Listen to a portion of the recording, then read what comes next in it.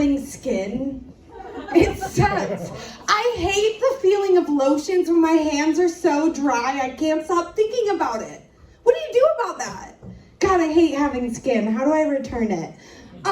So I graduated college with a degree in theater, which means I currently work in food service.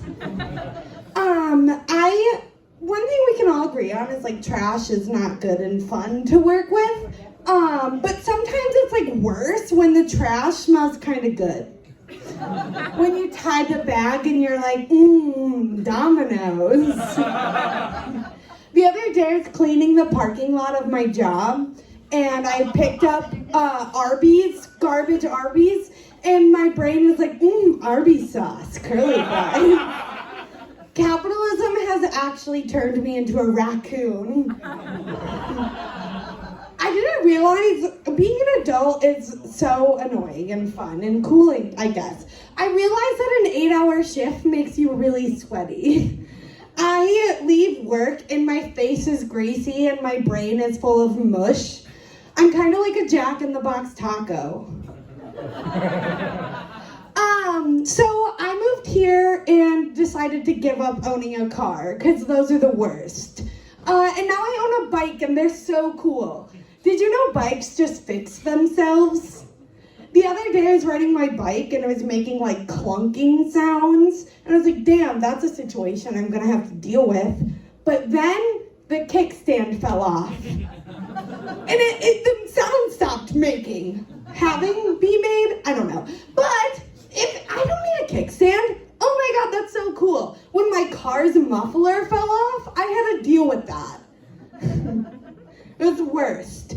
One thing with bikes, does anyone know, like, I don't know the scientific term, but when a bike's like wheel is turned like weird and the handles are weird and you have to like figure it out. Does anyone know what I'm talking about? I don't know, but that's kind of how my feet are built. Like they're constantly facing the other way of what I'm supposed to be walking. I think my body was just built lopsided. I grew up Catholic, and which means when I was in 2nd grade, I got my first communion. And when you get your first communion, you do your first confession, which means I had to confess all my sins of being an 8-year-old.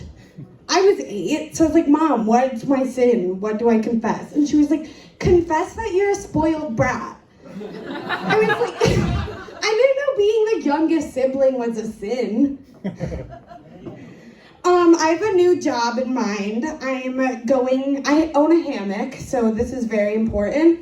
And I'm gonna tie a hammock to one side of a sidewalk and then tie it to the other. Ideally, it's like trees.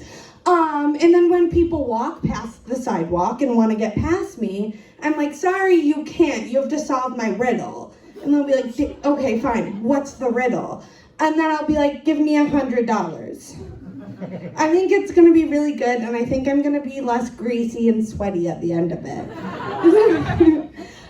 I think I accidentally gave my cat body dysmorphia. I feel really bad. He used to just like lay on me and like lay on my head and my stomach, but then he like got a little chubby. I mean, he's my cute little fat man, my cute little fatty. But I think he's internalized that, and now he won't lay on me. And I feel really bad.